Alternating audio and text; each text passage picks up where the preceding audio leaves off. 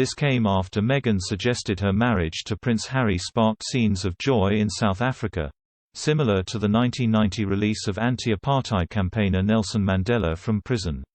In her most recent interview, Meghan recounted a trip to the 2019 London premiere of the live-action version of The Lion King. She said, "I just had Archie. It was such a cruel chapter. I was scared to go out." She said a cast member from South Africa pulled her aside at the premiere. Speaking to The Cut magazine, she explained, "He looked at me, and it's just like light. He said, 'I just need you to know.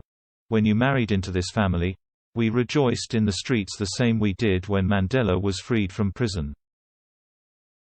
But Nelson Mandela's grandson, Zwelivelile Mandela, questioned the remarks. Speaking to the MailOnline, he said, "It can never be compared to the celebration of someone's wedding."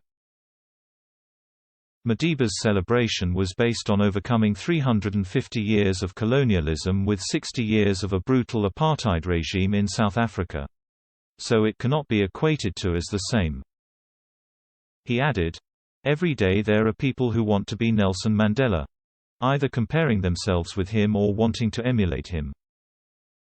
But before people can regard themselves as Nelson Mandelas, they should be looking into the work that he did and be able to be champions and advocates of the work that he himself championed."